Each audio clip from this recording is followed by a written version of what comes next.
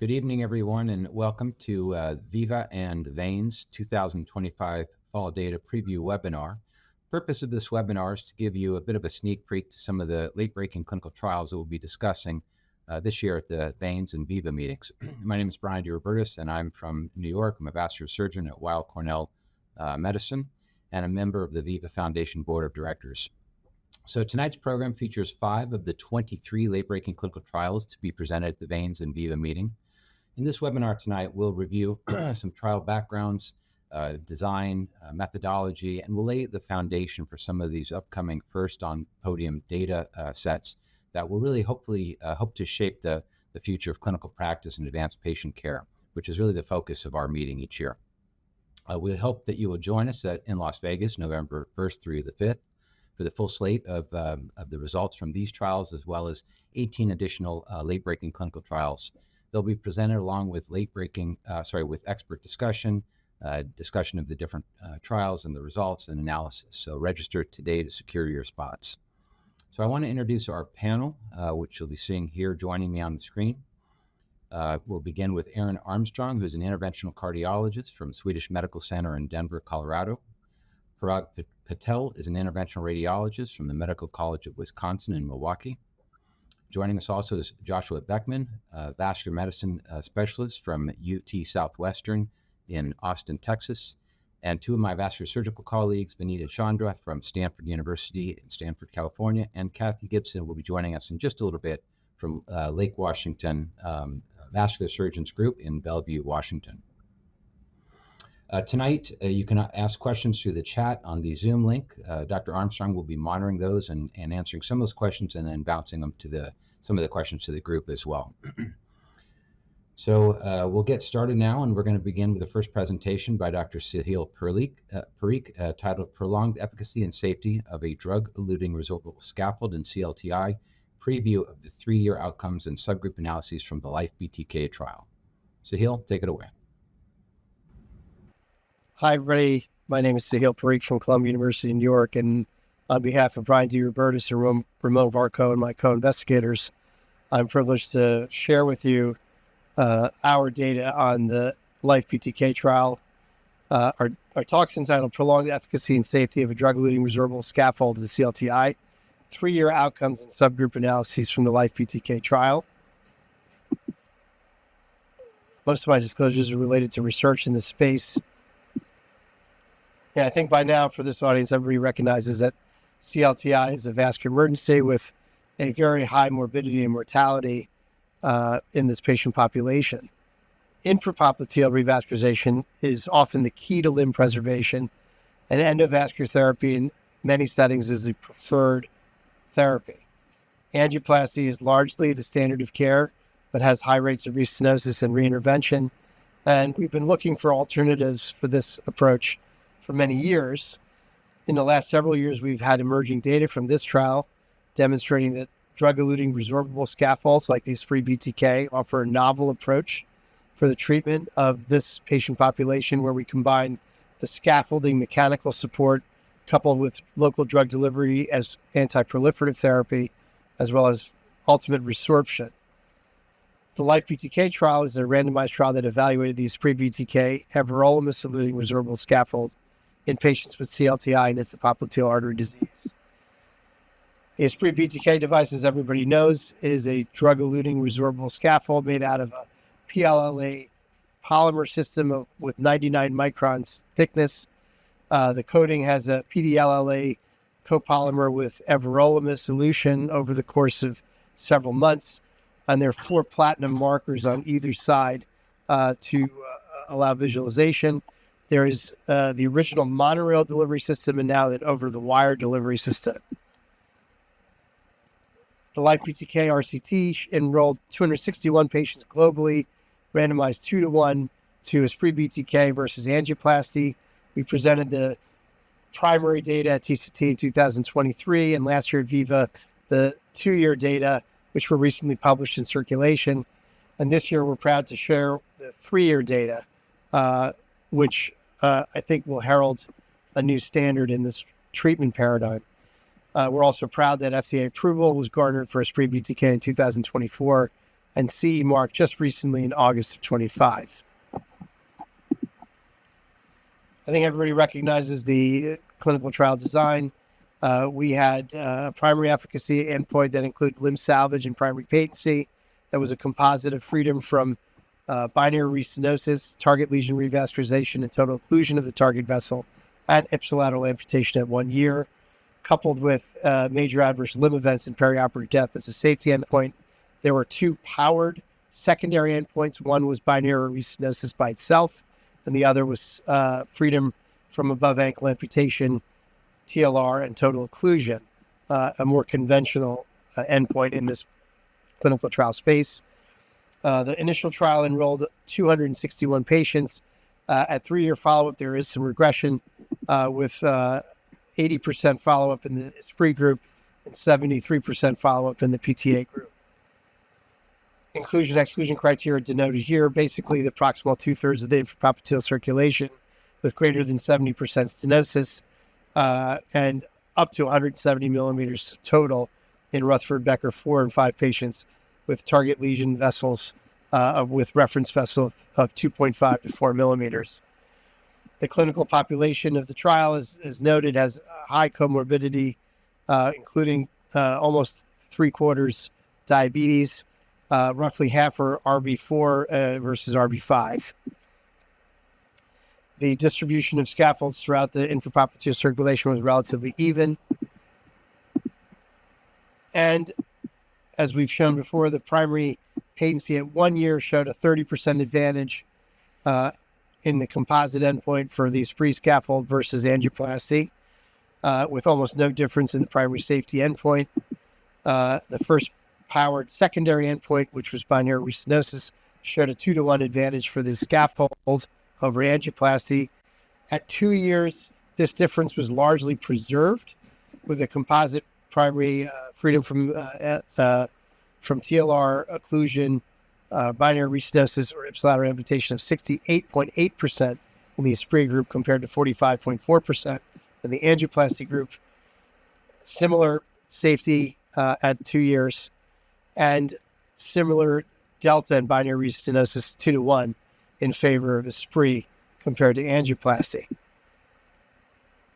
We also saw that the clinically driven TLR rates, as expected, given the angioplasty results with binary restenosis, were starting to increase in number, and were outnumbering the SPRE scaffold by 2-to-1, in sync with the binary restenosis number, as we would expect in this circumstance. So this year, we'll be presenting 3-year data. We're really, really excited to be presenting this as a late breaker at VIVA in the Global Theater on November 3rd. We feel that this LIFE-BTK randomized trial really is a new landmark in the treatment of CLTI. At 1 year, we had superior efficacy compared to angioplasty with comparable safety. This was sustained at 2 years with 2-to-1 improvement in binary restenosis and clinically driven TLR, those two running together in lockstep. And our VIVA late breaker will highlight the 3-year outcomes and detailed subgroup analyses, including race, geography, lesion characteristics, and wound etiology, and will hopefully provide critical insights into the long-term safety and efficacy of DRS, and also its potential benefit across a more diverse group of CLTI patients. I thank you for your kind attention, and I look forward to your questions.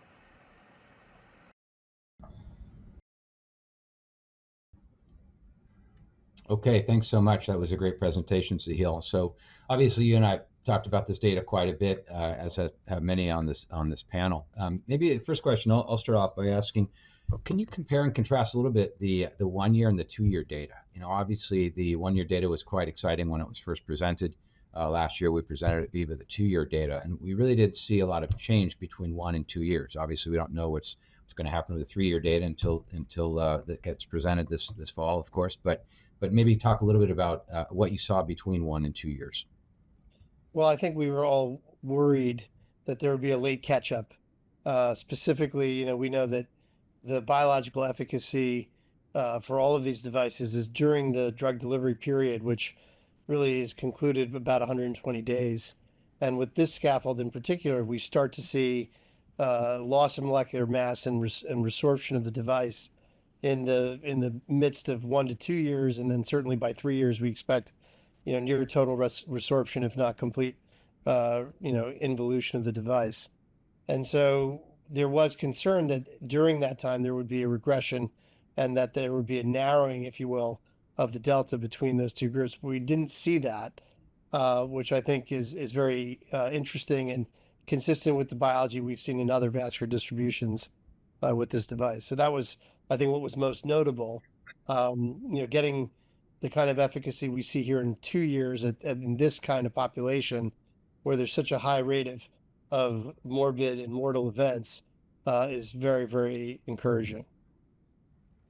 Yeah, and the full resorption of the device, as far as I understand it, occurs somewhere between that 2 to 3 year time point, and that's what we expect. So that's why I think this three-year data will be pretty important in terms of the long-term efficacy. And I would say if we see it last at 2 years, good results persist at 2 years, and then potentially at 3 years.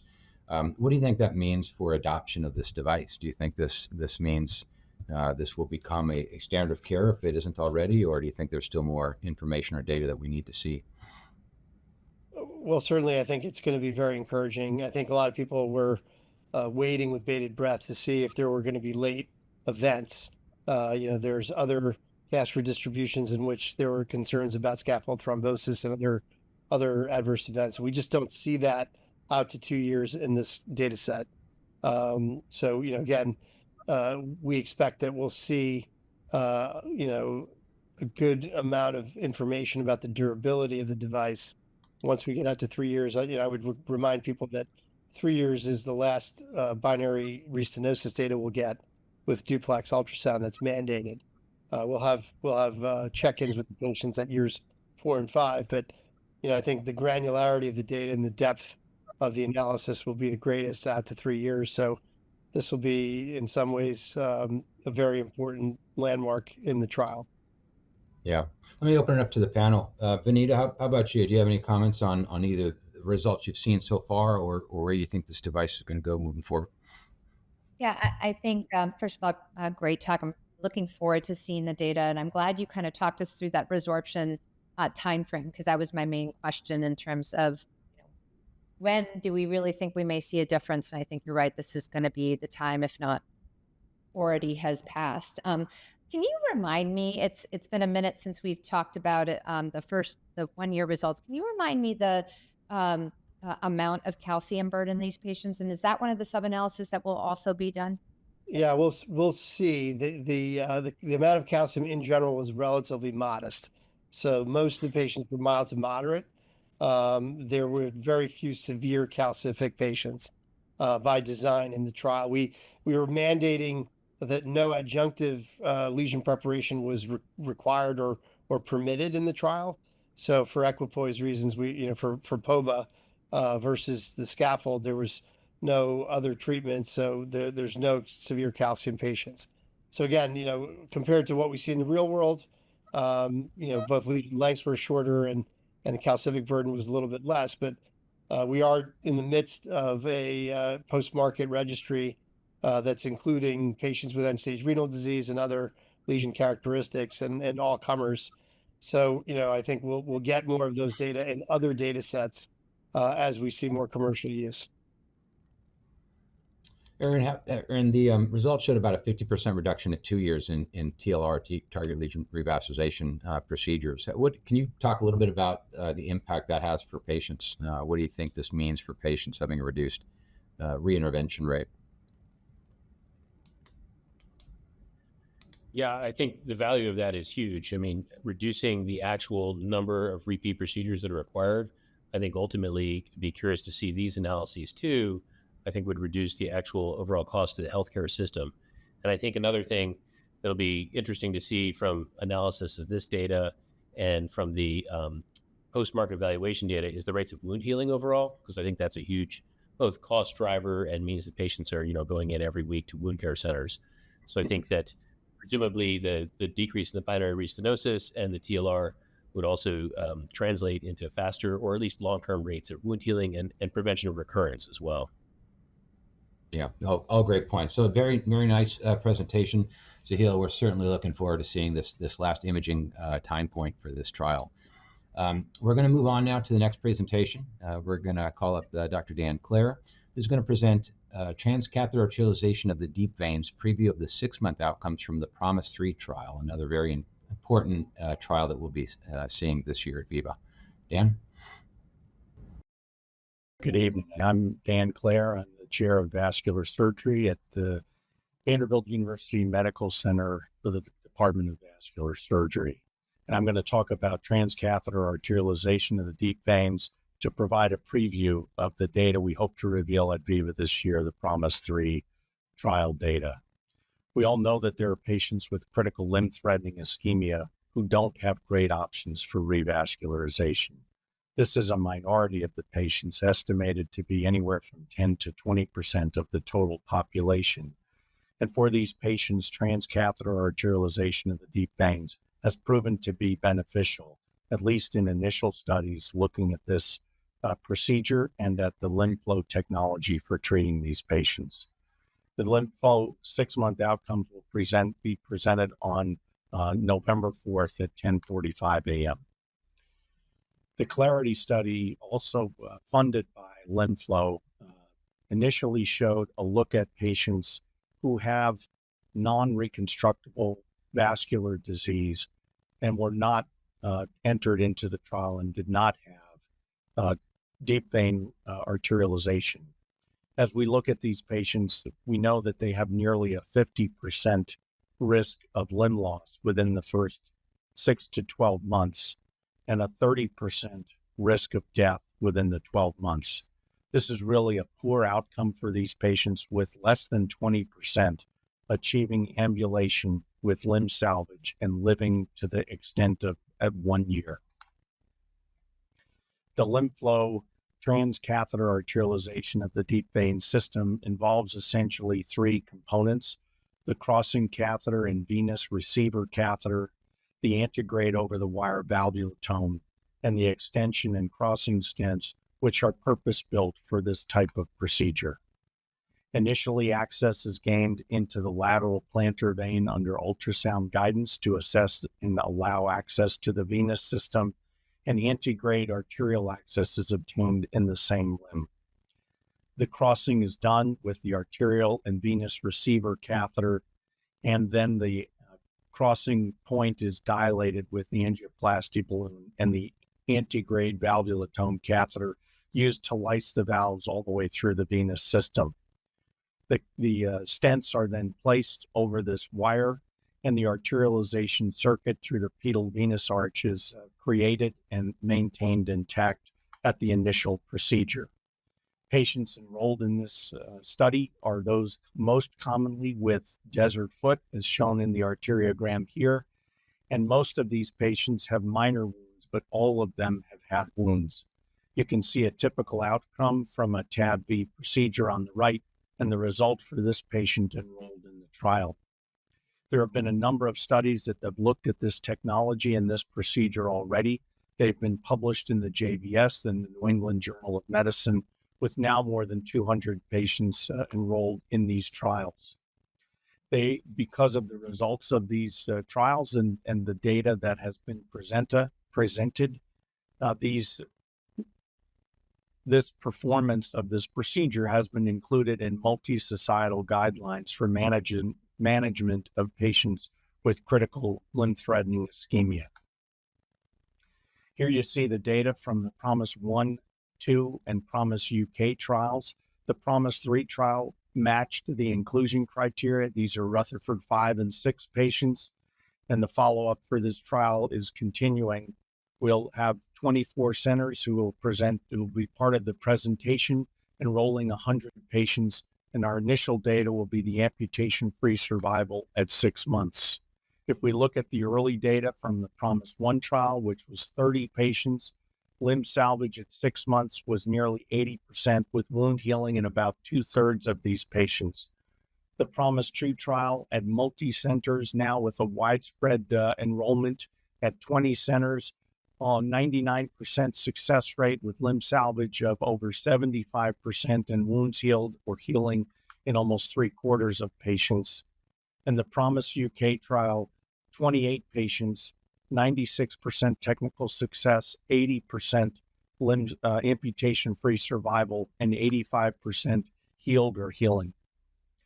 Thus, if we look at all of the data that's been collected on this group of patients, which includes the no option CLTI patients, we have the TAD-V trials that were looked at in the Promise trials, and the non-TAD-V patients looked at in the Clarity registry.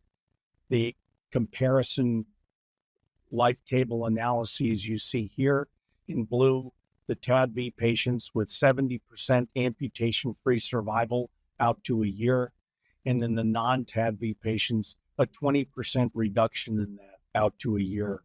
And this difference is sustained out to that level. The Promise 3 trial, again, 100 patients enrolled and 103 limbs treated at 24 sites. Again, further expansion of the trial sites.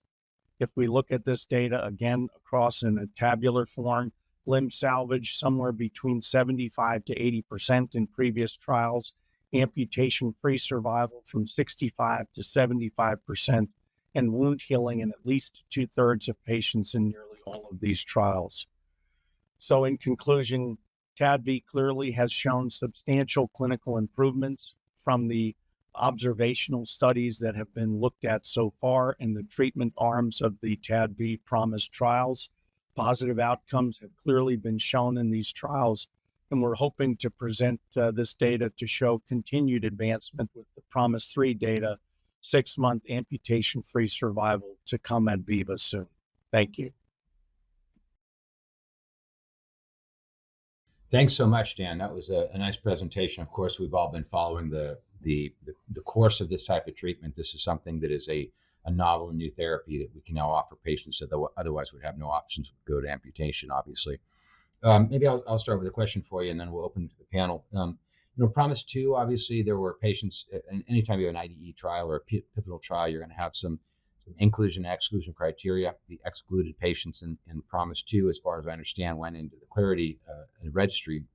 And I can imagine there would obviously be differences between those two arms. Let's move into Promise 3. This is more of a real-world post-market registry type study. You'd imagine that this type of study is going to have more of those patients that were excluded from Promise 2. Is that the case, do you think? And should we expect the Promise 3 population to be like those patients that we treat on a day-to-day basis, end-stage renal disease patients and other patients that maybe are more high risk for amputation than perhaps what was in Promise 2? That's a great question, Brian. There were fewer exclusions in the Promise 3 data, and there was no committee oversight to assess whether these patients were no option patients. So there was review of these studies, but not the committee review that had been done before. And again, this did include patients with end-stage renal disease and did not limit some of the access issues that were limited in the Promise 2 trial. However, overall, I would say if you look at the populations, I think even Promise 2 included what I see in essentially everyday practice. I did not exclude many patients from Promise 2, and I think we'll see a similar thing in Promise 3. Sounds good.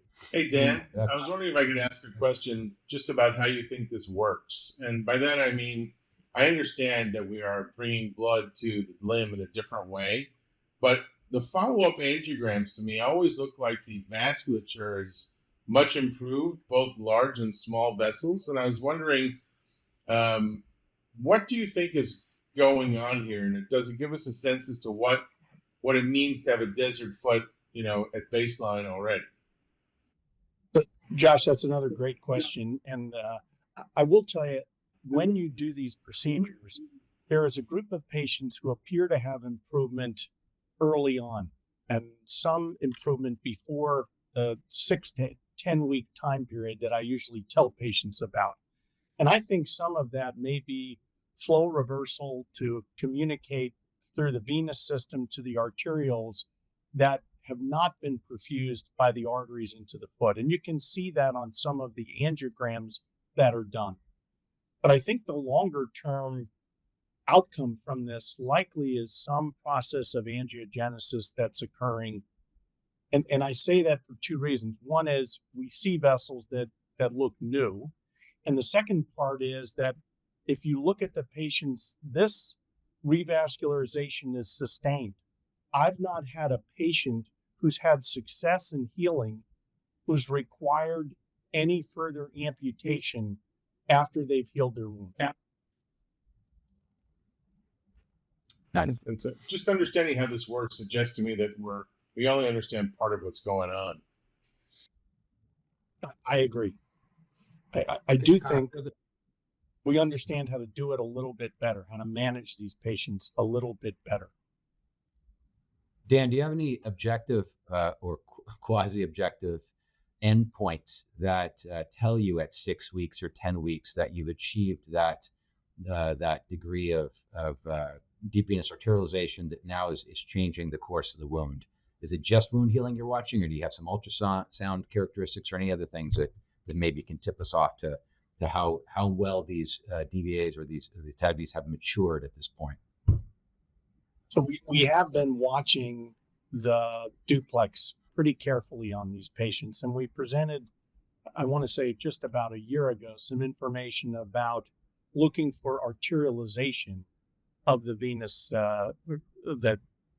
channels that we've arterialized. And in some of those patients, you'll see the loss of the low resistance. In other words, you see almost a triphasic arterial waveform above and through the TADV procedure. And I think that is a sign that you've actually arterialized a fair amount of this. But I have to admit, most of the decision making that I see and that I'm following with other individuals who are doing this is based upon seeing the initiation of granulation tissue forming in the area where the wound is.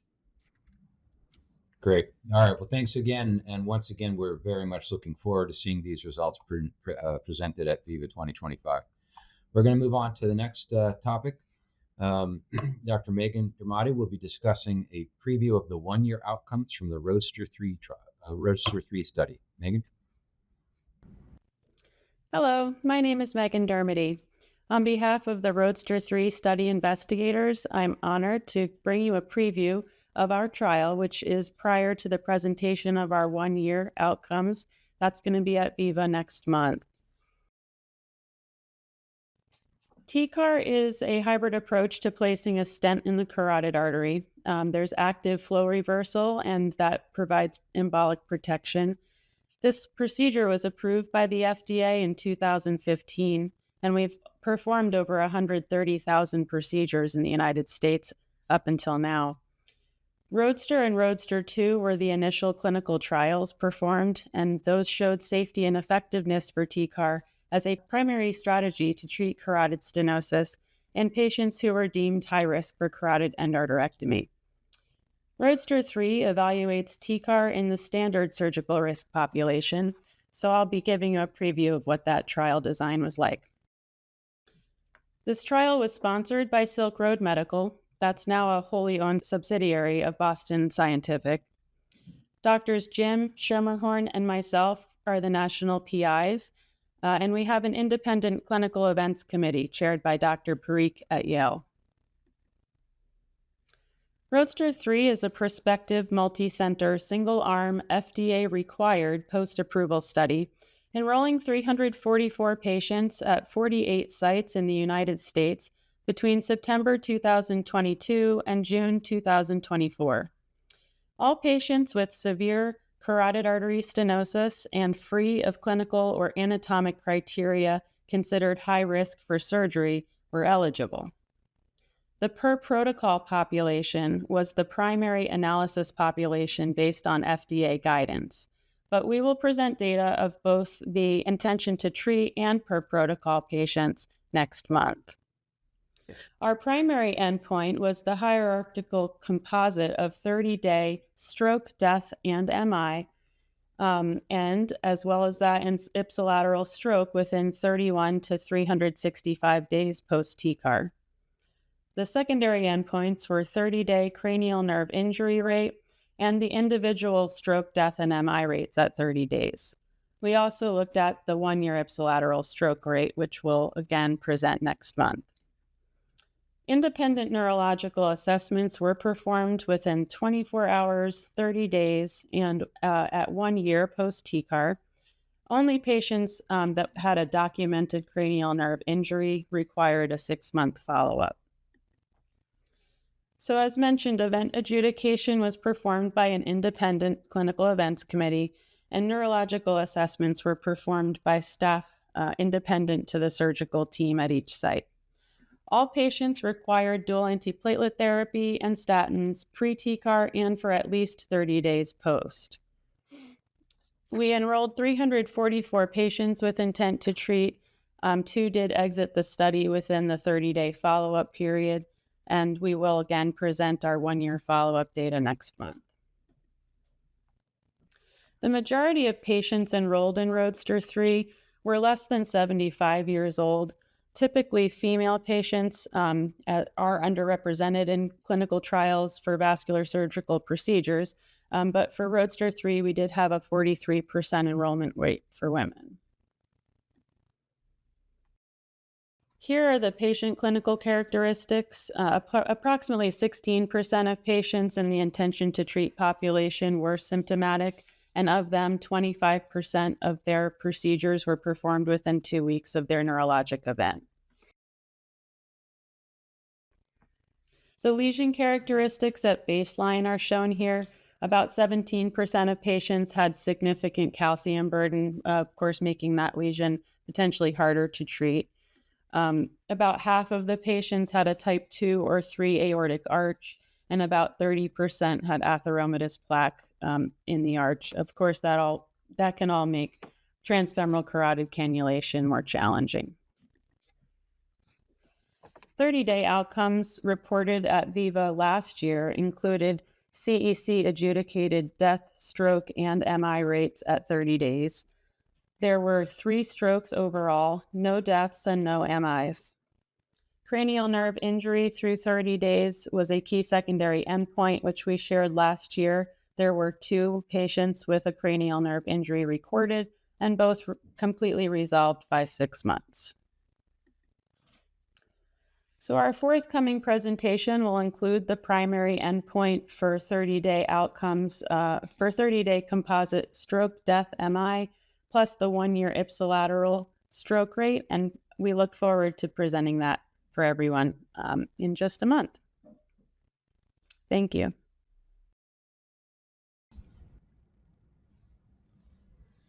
Great. Thank you so much, Meghan. That was a wonderful presentation. And again, this is another one of these trials we're really excited to have presented in 2025. So one of the comments, I'll open up to the panel next, but one of the comments I was making is early on is that when we go from a controlled IDE or pivotal type trial like ROADSTER 1, for example, to rolling this out to the real world with surgeons or interventionalists with different levels of experience, we sometimes might expect to see different level of outcomes, and that's one of the reasons why this data set is very important. So can you talk a little bit about how you've seen TCAR be rolled out to the general population and of interventionalists and surgeons, and what the adoption has been with the physicians, among the physicians that you work with regularly? Yeah, sure. Thank you for the question. I mean, it's interesting since this technology has only been approved for 10 years. What do you do if you didn't learn it in training? And then how do you get credentialed to do carotid stenting is a whole nother topic of conversation, because most of us that didn't have transfemoral stenting volume coming out of training can't get privileged in their hospitals to do any carotid stenting. So to take a whole new procedure like TCAR and try to convince your administration that you should have privileges to do it is certainly a challenge. But national training courses were underway for several years to teach all of us how to do this, and it really is a technique that incorporates everything we already know how to do. So simple cut down and fairly basic endovascular skill set is necessary, since most of these lesions are really not that tricky to get your 014 wires through. But in the real world, I work in a community hospital without trainees. And so to get our program started, it was actually quite helpful to have an interventional cardiologist involved in the procedures. And I think if that's, open to, if you work in a hospital where you have a relationship with an interventionalist that already does a lot of transfemoral stenting, that is one way to get involved in these procedures. But other than that, it's certainly helpful to have our new, people coming out of training now with volume, with TCAR. And I think that our younger surgeons, I've seen that in my own hospital, our younger surgeons teaching our senior surgeons the technique. And we've been able to establish some credentialing criteria to allow administration to understand that this is a technique you can easily learn and practice and, should be credentialed to do as a vascular surgeon. So, I think that there's hopefully a little bit less of that with our training programs now, providing TCAR, to residents and fellows, but it's definitely speaking to Roadster 2 quickly, that's 600 plus patients, and it was actually majority of the surgeons that enrolled in Roadster 2, all high risk patients, were naive to the procedure. They had done less than 10 of them. So that data was still very supportive of TCAR, since the stroke rates were 0.6 or 9%, something like that, and ultimately showed great benefit. So ultimately, it's a procedure that I think a lot of people should be able to pick up, even if they didn't learn it in training. Yeah, I think it looks like this will be a very robust data set, really adding to the data that we have, looking at various ways of carotid stenting and just carotid treatment in general. Dr. Beckman brought up the issue of CREST being reported maybe a month from now or so, and we definitely have a lot of data coming out in this space in a way that we didn't have a few years back when there was a dearth of carotid trials. So quite an exciting time for the space. Next, we're going to go to Dr. Yana Etkin, presenting a preview of the impact of junctional reflux on effectiveness of endovenous ablation in patients with great saphenous vein insufficiency. Yana. Hello, my name is Yana Etkin, and I'm a vascular surgeon at Northwell Health in New York. And today, on behalf of jury trial team, I will be discussing the impact of junctional reflux on the effectiveness of intravenous ablation in patients with great saphenous vein insufficiency. And I want to thank the organizer of the VEINS and VIVA Foundation for this opportunity to discuss our work. So as you all know, chronic venous insufficiency affects 25 million people in the United States, and more than 6 million people present with advanced disease. Many patients with symptomatic disease have great saphenous venous reflux with involvement of femoral junction, or SFJ, but some patients might not have concomitant SFJ reflux. Venous ablation is a mainstay treatment in patients with severe disease. And GSV reflux has been an inclusion criteria in most clinical trials that examine the efficacy of venous ablation. However, concomitant SFJ reflux was not typically a prerequisite for enrollment in this trial, and the data on this was not routinely recorded. So based on this, several insurance agencies have determined that the symptom severity of patients without SFJ reflux does not rise to the level of requiring treatment, and they often deny venous ablations for these patients. So we first set out to look if there is a difference in patients with and without SFJ reflux in terms of their symptomatology. And we performed a multicenter retrospective cohort study where 352 patients were enrolled. 64% of these patients have had SFJ reflux with GSV reflux, but the rest of them had only isolated GSV reflux.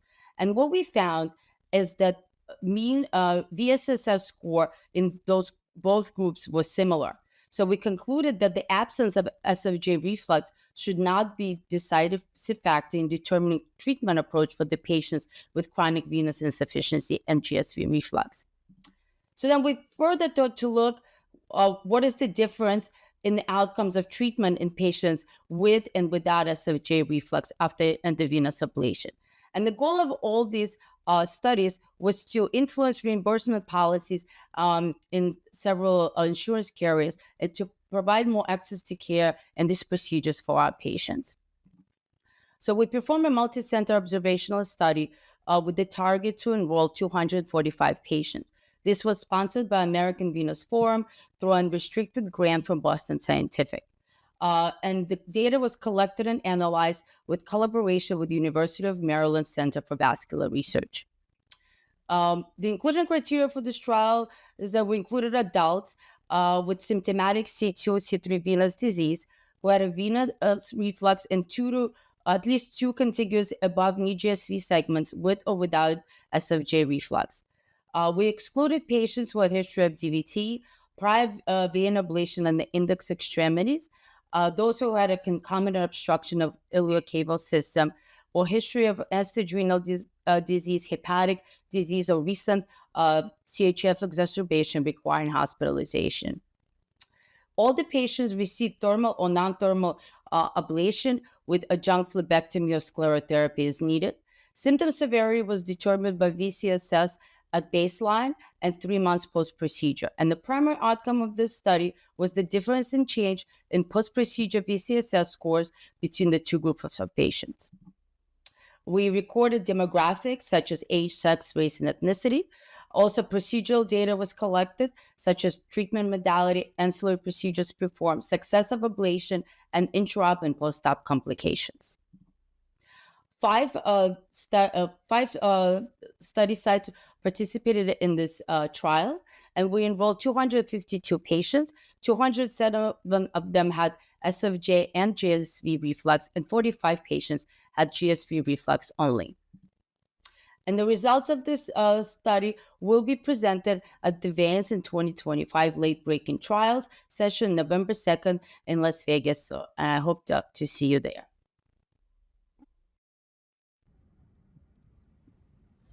Thanks a lot, Yana. That was a great presentation and a very important topic. This is, I think, the original jury study and this analysis that you're doing is really important, obviously, from a reimbursement standpoint. And at VIVA, we have a great interest in not only helping practicing clinicians, but also getting involved in healthcare policy and reimbursement. And of course, we involve FDA and regulatory bodies at our sessions as well. So this is of great interest to us. Can you talk a little bit about the Jury 1 trial and what impact you've seen that have on reimbursement? Have you seen changes based on that initial trial? And do you expect, depending, of course, on the results of this, to see further changes in reimbursement based on these results? Thank you, Brian, for this question. So it was quite impactful, I think. At least we started the conversation in terms of it proved that patients have the same symptoms. And I know anybody on this panel or watching know that if you're treating superficial ablation, it's quite hard to convince insurance carriers to pay for ablations if there's no SFJ reflux. But honestly, we all know that doesn't actually clinically make any difference. At least, symptomatology is very similar. And I think when we did the first trial, the Jury 1, and proved it by looking at patients' symptomatology and showing no difference, I think this was a great start to the conversation. And then so AVF is a big supporter of these trials, and they've been taking out data back to the insurance companies and starting the conversation and getting them on board. What I've heard back from AVF, that few insurance companies are already interested in the results and making changes to their policy. I can't tell you off the top of my head who the insurer policies are, who already kind of start making changes, but I will have that for the presentation at the VEINS because I'm following sort of back and seeing who is really changing the policies. But as far as I heard, that conversation has already started, and that some of the insurers is already kind of in the discussion of changing the policies. But I think the results of our second trial will be so impactful. It's actually really impressive results. So I hope you guys will be there to see, because the results really surprised myself, So I really think that's going to be a big change. Yeah, great to hear. And maybe Kathy, who's been able to join us, can you comment a little bit on the importance of this in the space? Sure. So, I kind of have the same question that you had about what the impact's going to be, because it seems like with superficial venous disease, there's always moving goalposts. And different criteria. You know, they insurance companies love using surrogate markers with veins like diameter, where there's, you know, a lot of data that the diameter isn't the thing that really matters in this SFJ reflux. So I think the more kind of data we have to counteract some really old bad data that they run policy off of that's 20 years old and not very pertinent is important. Question that I have, and I was one of the investigators, I've never understood why C4 disease was excluded from this trial, because I think that those patients often have a really good benefit, and I think we would have seen even more kind of profound results with that. C3, on the other hand, edema is a sticky wicket, and sometimes you don't see changes with edema. So can you comment on a potential criticism of, I understand why you excluded ulcers, but why C4 disease was excluded? My understanding, so I was an initial a person who like designed the initial trial. I joined the team after this design, the trial was designed. But my understanding is actually that C2 and C3 disease is one of the like harder ones to approve through the insurance carriers. And when you have C4 disease and skin changes, it's a lot easier with the notes you write to insurers about the symptomatology to actually get it through.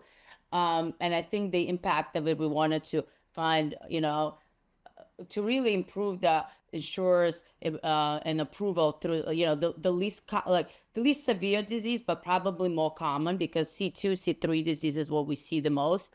And my understanding is that's why we wanted to concentrate on that presentation. And obviously, it's almost they never decline ablation for people with ulcers, like you said, and C4 disease is also much easier to deal with.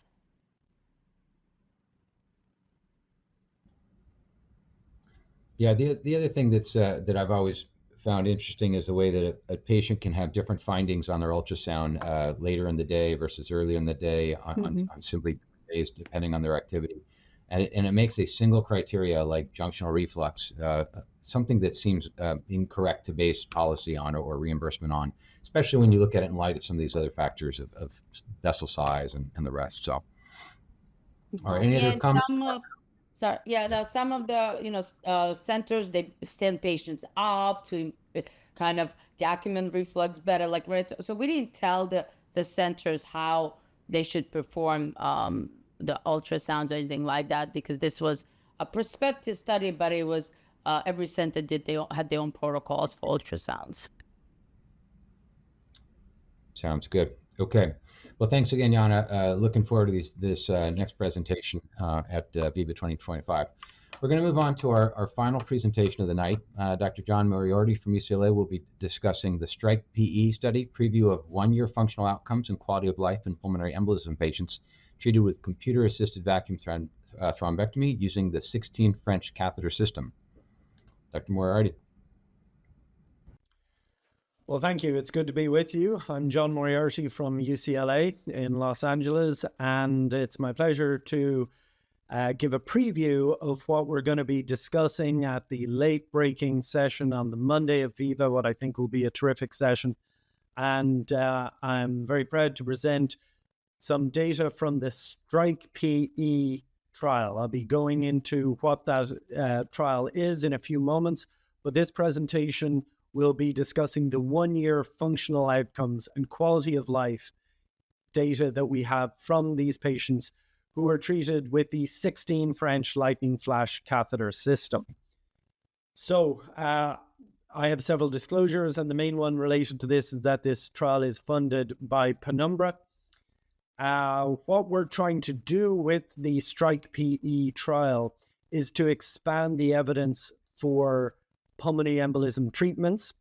We know that there is a huge amount of interest in pulmonary embolism treatment, that there is a great deal of innovation within the space, new devices, new techniques, and therefore we hope new evidence to back up what we're doing and allow us to make better decisions. What I think STRIKE-PE does, and what the presentation at VIVA will do, is add to the growing evidence for PE therapies, because what all the studies put together have is the benefit of adding to the overall picture, but few of them have a combination of the endovascular side, a long-term outcome of over 6 months, and a functional and quality of life outcome that is important to our patients. And so we wanted, with the STRIKE-PE trial, to move beyond the acute safety and efficacy outcomes that are common in PE trials to something that is perhaps more meaningful for our patients long term. So STRIKE-PE is the first study to provide robust 1-year data for patients with acute, intermediate, or high-risk PE who are treated with computer-assisted vacuum thrombectomy. And we used a bunch of different scoring mechanisms which are validated within the space that include things like the 6-minute walk test, the NYHA class, the Borg scale, and then a variety of quality of life metrics, including PE-specific and generic quality of life metrics. And we have this as part of the large prospective STRIKE-PE trial. We're very proud of this. We are currently up and rolling in 3 different continents. We have multiple sites within the US, the EU, and in New Zealand and Australia, where we are evaluating the real-world long-term functional outcomes, as well as the safety and performance of the Indigo system for acute PE. We originally set out with the goals of identifying and following 600 patients, but given the extremely rapid enrollment and the granularity of the data that we were able to get from that, we expanded that up to 1,500 patients with acute, intermediate, or high-risk PE throughout the world. There are multiple endpoints. The primary performance endpoint relates to the well-established right ventricular to left ventricular orbit LV ratio at 48 hours. There are primary safety endpoints of major adverse events at that 48-hour time point, as well as multiple secondary endpoints, such as functional outcomes and quality of life at 90 days. We follow up to 1 year.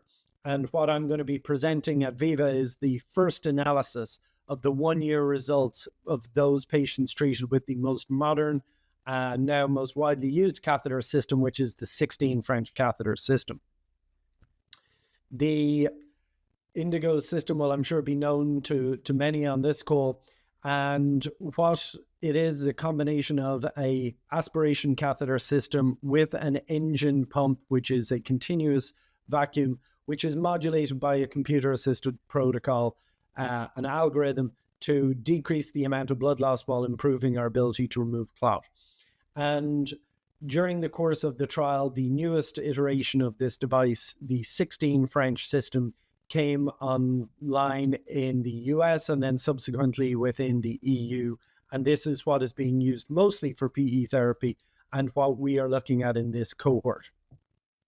So I'm very proud of this. I really want to thank the many investigators throughout the world who have given us data, given their time and expertise towards this. I really look forward to presenting the data at VIVA and look forward to meeting you all then as well. Thank you very much. Great, nicely presented. And again, this is another highly anticipated trial to be presented at VIVA 2025. John, I just want to commend you and the other PIs on this study for the fact that you have such a large number of patients, not only looking at RV to LV ratio and other peri-procedural metrics, but functional outcomes, which has really been then the thing that I think has been somewhat missing in some of the other trials. So really an important trial. Maybe I'll have you just comment first on whether, again, depending on the results of this trial, is this going to become the standard of care? And then is this something that's going to help us convince some of maybe our pulmonology colleagues, some of whom are not necessarily on board with aggressive treatment of PE? How do you think this is going to fit in to the overall landscape of PE treatment? Well, thanks, Brian. And it's good to be with you and to discuss this. You're right, it is a larger trial. We, as of today, have 952 patients worldwide. So we're able to get quite a bit of information from it. And the long-term outcomes that we're seeing and that we'll be presenting at VIVA These are, I think, where we're going to see a lot of bang for the buck when it comes to those discussions with pulmonologists that you were highlighting. And it'll be part of, I think, a very important year for this going forward. We know that there will be several randomized controlled trials sunsetting over the course of the next year and being presented. Only one of those has long-term outcomes comparable to strike. So for the conversations with people who manage patients with pulmonary embolism, I think this is going to be really informative, because they have historically seen patients who we know up to 40 to 60% have long-term outcomes, and they haven't really seen any benefit beyond just pure anticoagulation. I think we're going to have data now to be able to have informed discussions with them as to whether we should be a more aggressive treatment protocol right off the bat. Yeah, agreed. Parag or any of the others from the panel, do you have any questions or comments on the significance of this trial? Yeah, thanks, Brian, and John, thanks and congratulations again on the hard work continuing this, which is quite a large trial of patients, and you're about maybe a third way through, I believe, through enrollment. But the one-year follow-up, I think, is really what's differentiating this from some of the data sets we're going to see to come. We're going to get an enrichment of trial data for sure in the coming 6 to 12 months. The thing I had noted is, the evolution of the devices that have been in the strike trial from Penumbra. Started with the Lightning 12, and obviously you're going to be showing the cohort of Lightning Flash 16, but they've even had a second iteration of that device. So are these all comers Light Flash? Are these Flash 2.0 or Flash 1.0, or is it, have you differentiated that as well? Because typically in these cases, we're seeing either a potential increase in blood loss if you have a larger device, but with the algorithms showing potentially improvement in that, and also quicker procedure times. But there has been a difference between the 1 and 2.0, and at least in some of our hands. I'm curious how you're presenting that. I know you can't give us the data yet, but well, I can tell you we will be presenting some granularity on that. And you're right that it's always difficult when you have these somewhat real-life, real-world data sets, because the equipment we use is changing quite rapidly. And if you're comparing worldwide results, what may be approved in one area has not been approved yet in the other. So what we're presenting here is use of the Lightning Flash 1.0 in the vast majority. That is the data that we have from up to 1 year follow-up on. But as we kind of mature the data, particularly from the US at the moment, and then Europe to follow, we're going to see more and more of that Lightning 2.0. So again, hopefully allowing us to make some comparisons that will show us whether all these purported benefits are actually benefiting the operators and the patients in the way they're supposed to be. Sounds good. Yeah, there's definitely been an evolution, not only from Penumbra, but all of the companies in terms of their devices. They keep changing and quite rapidly, and generally for the better. And certainly it's a big crowded space, so it's nice to see such investment in an area like this. Any other comments from the panel before we move on? All right. So thank you so much, Dr. Moriarty. I think that brings us to a close here. So I'd like to thank all of the presenters today and the panelists for their involvement in this great discussion. Again, I just want to highlight that these presentations you saw here, this is just a small sampling of the many late-breaking clinical trials that we will be discussing at a high level at VIVA 2025. Many of them very highly anticipated trials that really have a high likelihood of impacting and shaping our clinical practice going forward, which is what VIVA and the VEINS really focuses on. So I hope you all will join us, and I appreciate your attention and your participation with our presentation tonight. So thanks again, and good night.